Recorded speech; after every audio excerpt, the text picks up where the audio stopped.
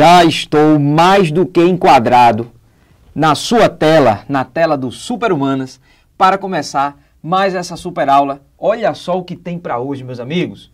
A luta pela conquista da independência política das colônias da América. Já trabalhamos a independência das 13 colônias que formou os Estados Unidos da América, um assunto muito importante. E de agora em diante, vamos trabalhar como esse processo ocorreu na América Latina, como essas veias abertas da América Latina jorraram sangue de independência por nosso continente, usando aqui o famoso título da obra do historiador Eduardo Galeano. Então, meus amigos, olha só o que tem para hoje, vê só. Quais foram os fatores que, de algum modo, influenciaram o processo de independência na América Latina, que você está aí acompanhando pelo nosso e-book do Super-Humanas? O primeiro fator que eu tenho para trazer é o iluminismo, as ideias iluministas, que já trabalhamos em outra temporada, né? Essas ideias ilustradas de liberdade, igualdade, fraternidade, de estímulo à emancipação do ser humano. De algum modo, esse ideário chega na América, não só para a independência das 13 colônias, mas também para a independência da América Latina. Não esqueça que até no Brasil o iluminismo também teve repercussão naquelas revoltas separatistas, emancipacionistas do final do século XVIII.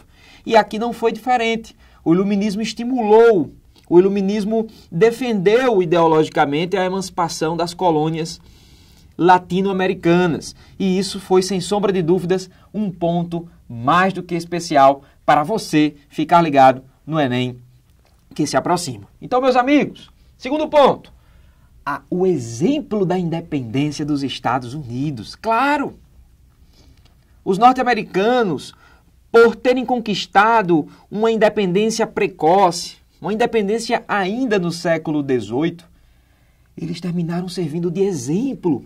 Sim, exemplo para que as colônias latino-americanas também pudessem propor o seu modelo de independência. Desse modo, né, este exemplo também foi bastante contribuído, foi bastante ajudado, porque a Espanha vivia um momento de turbulência. Vale lembrar que já no início do século XIX, a Espanha foi invadida por Napoleão Bonaparte. Não foi assim? Vale lembrar que Napoleão chegou, inclusive, a instalar na coroa espanhola o seu próprio irmão, José Bonaparte. E essa fragilidade hispânica termina garantindo, proporcionando um espaço para que os colonos pudessem ali aproveitar esse momento e lutar por sua independência, tendo em vista que a metrópole estava absolutamente conturbada pelas invasões napoleônicas. Então é mais um ponto muito interessante para que você compreenda e possa fazer esse conteúdo ser melhor compreendido aí nos seus estudos.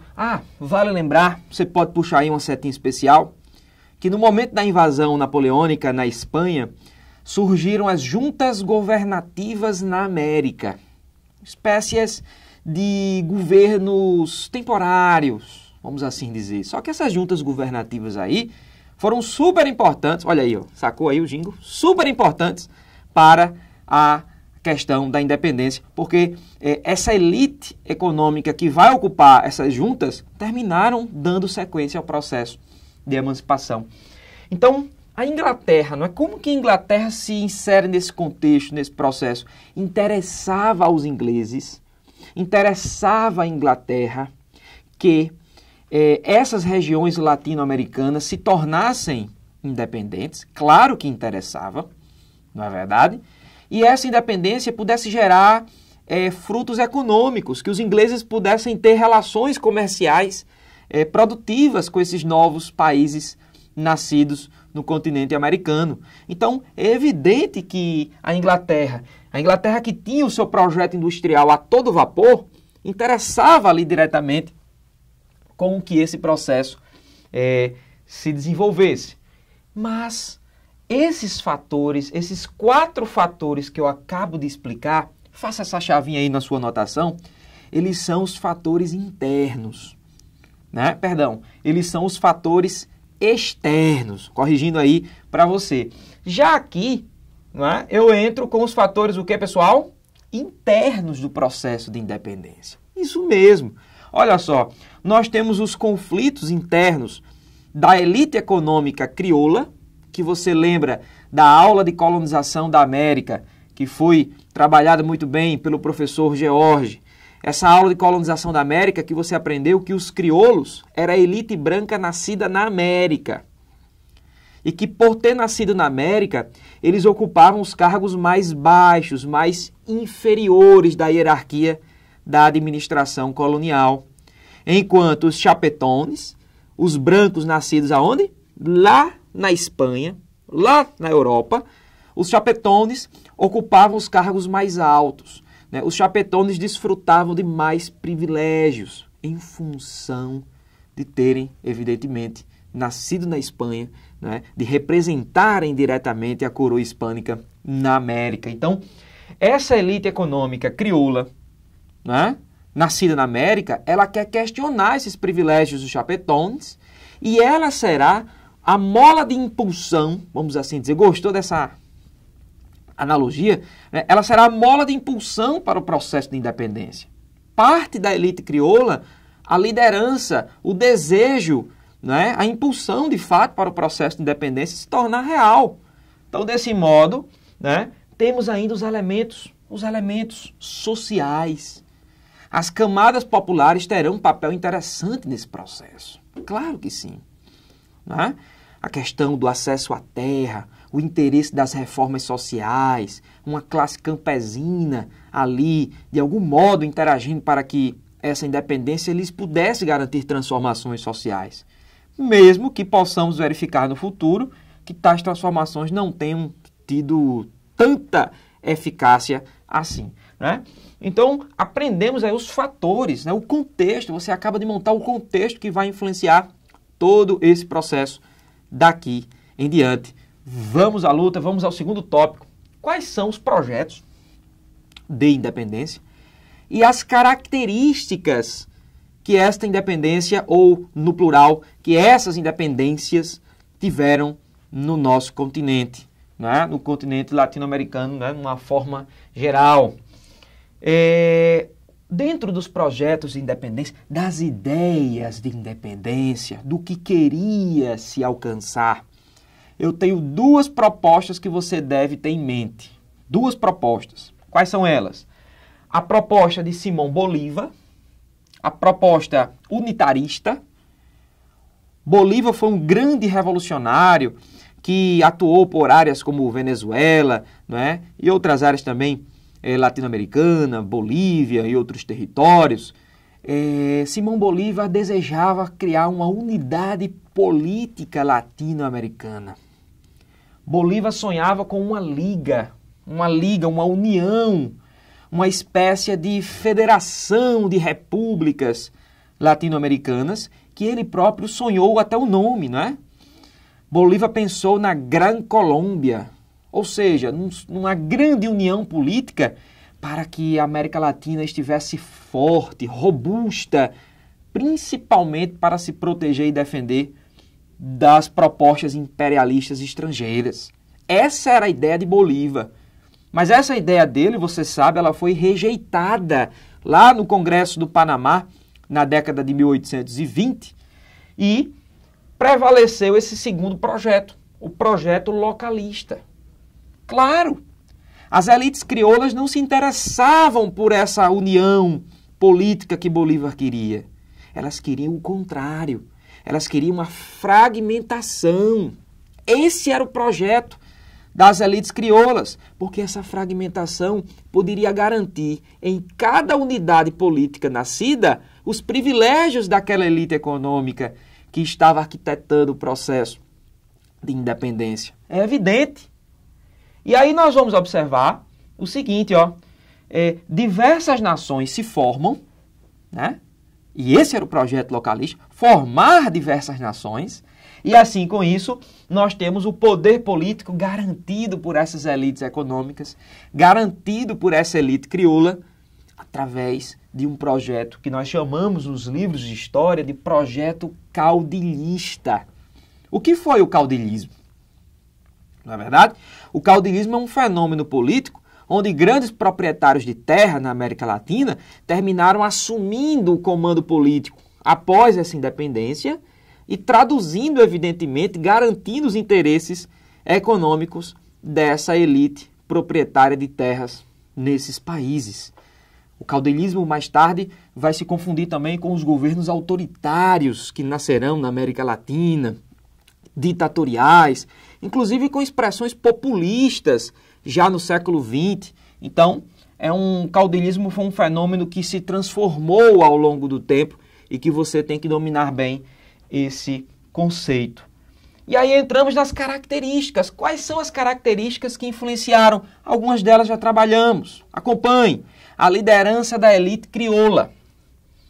Como já disse, quem comanda, quem conduz o processo de independência foi a elite econômica crioula, como já disse, nascida na América. E aí nós temos a participação das camadas populares.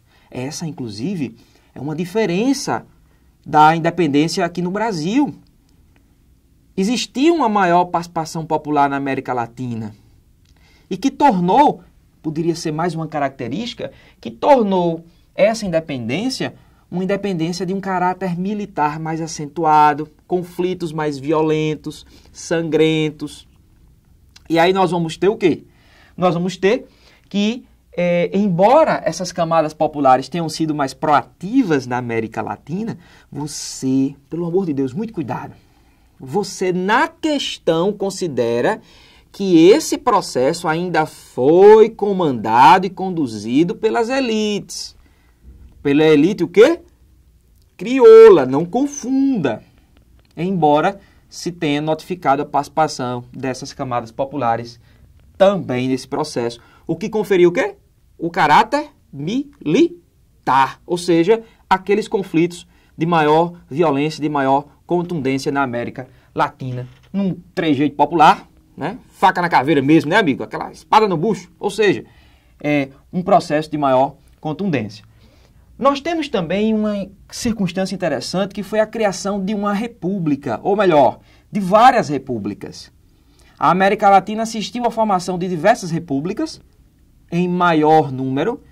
Nós tivemos também algumas monarquias formadas, como no caso do México, que terminou caminhando para uma monarquia no término de seu processo de independência, mas em diversas regiões se formou repúblicas, ou seja, que conferia ali um caráter diferente, né, do que o processo de independência aqui na América Portuguesa, ou seja, aqui no nosso Brasil. Então a república por diversas nações foi adotada. Coisa bacana para você anotar aí. O projeto abolicionista na América Latina, em diversas regiões, né, ele também foi um projeto precoce. O Brasil praticamente foi o último país do continente a abolir a escravidão, mas em diversos outros países na América Latina que está se tornando independente, Colômbia, Chile, vários outros territórios, essa abolição ela veio mais rápida, décadas de 1820, 1830 e aí por diante. O Brasil, você aprendeu que a Lei Áurea só foi em 88, né? Por fatores que certamente já foram aí trabalhados pelo nosso super-humanos. Então, temos ainda a manutenção do perfil econômico. Um perfil agroexportador, um perfil de industrialização tardia. Acompanhe, um perfil agroexportador, um perfil de industrialização tardia, um perfil econômico de dependência do capital externo. Tudo isso é vital para você compreender os desafios político-econômicos que existem no continente latino-americano até os dias de hoje. Qual é a pauta, por exemplo, política das eleições presidenciais, né, na América, com exceção dos Estados Unidos? Qual é a pauta? Tem muitos fatores que estão em comum, não é verdade? E por quê? Por causa desses elementos que foram comuns ao processo de independência na América. Você, caro aluno, de olho nas atualidades, recentemente eleito no México o novo presidente López Obrador, qual é a pauta política que elege López Obrador? Dê uma pesquisada, né? E aí você vai entender a conexão da aula com o mundo atual. Né? Isso é super importante, fique ligado. Então entramos aí, né, as cerimônias de como se iria conduzir o processo de independência latino-americana, e eu trago para vocês 2 casos específicos importantes. 2 casos que merecem uma atenção especial e que podem ser cobrados em questões. Hoje eu falo também do Haiti. O Haiti, que era uma colônia francesa, importante destacar isso, né? Com grande presença afrodescendente. Olha só que interessante. Mas o Haiti precede a independência haitiana, no início do século XIX, um movimento de escravos que lutaram por sua liberdade, né? Possamos lembrar aqui Toussaint Louverture, que meio que comandou essa luta abolicionista e por uma primeira independência no Haiti, mas quando Napoleão assumiu o poder na França, Louverture foi fortemente reprimido, né? Fortemente punido por sua ação emancipacionista, só que o movimento haitiano não parou por aí. O Dessalines, né? Dessalines, ele um pouco mais tarde consegue liderar, comandar o processo de independência haitiana, todo formado pelos ex-escravos que agora livres conseguiram formar uma república negra no Haiti. É um caso muito especial que eu estou compartilhando com vocês, um caso específico, inclusive, com perseguições, execuções aos brancos que antes exploravam, escravizavam os negros naquele território. Então, é um elemento importante. E qual foi a consequência disso? Você pode pesquisar em casa o que foi o haitianismo. Aí mesmo, na tela do seu computador, na tela do seu celular. O que foi o haitianismo? Era o medo que os senhores de terras escravistas, né, escravagistas, tivessem de que ocorresse em seus países, como no Brasil, o mesmo que tinha ocorrido no Haiti. Né? Então, esse medo das revoltas escravas se chamou de quê? O haitianismo, o temor que esses senhores possuíam dessas possíveis revoltas. E aí eu tenho o caso do México. O México, um país aí de muitas similaridades com o nosso Brasil, também, né? O México teve uma independência de 2 fases. Uma primeira fase da independência mexicana foi popular, 2 padres comandaram esse processo, né? Os padres Hidalgo e Morelos, né? E o projeto desses padres é que essa revolta de independência ela tivesse um caráter popular, um caráter social, um caráter reformista. A questão da terra talvez fosse a discussão central do projeto dos padres Hidalgo e Morelos, né? Só que, por ter esse caráter popular, esse primeiro momento da independência mexicana foi duramente rechaçado pelas elites crioulas, que viam nas transformações políticas iniciais uma ameaça aos seus privilégios. O que é que vem depois? Uma independência elitista, crioula, né?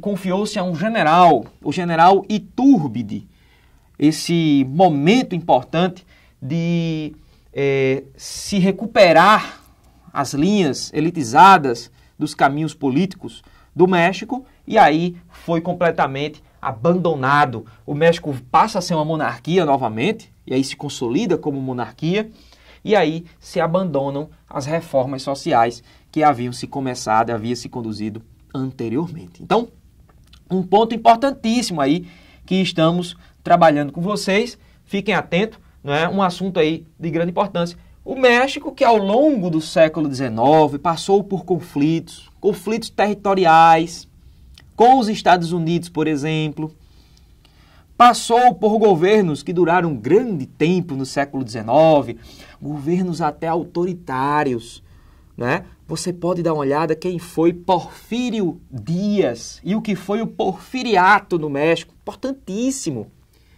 E ao entrar no início do século XX, eu tenho que falar aqui, né, da famosa Revolução Mexicana de 1910, que você vai ter aí uma explanação no seu e-book. A Revolução Mexicana de 1910, trazia o quesito indigenista e o quesito da terra de muita intensidade de discussão, né? A história de Zapata, Pancho Villa e outros que tiveram aí uma transformação política tão importante e tão lembrada na história mexicana lá nessa revolução. Portanto, fizemos um passeio pelo processo de independência latino-americano e estamos aqui encerrando essa maravilhosa superaula do Super-Humanas. Nós estamos cada vez mais conectados, sintonizados para garantir a sua aprovação. Teve dúvidas? Manda pra gente, procura pelo Instagram, nos nossos fóruns aqui da página. E meus amigos, eu não tenho dúvidas, repita comigo, vai dar tudo certo. Um grande abraço do professor Lucas, até a próxima aula.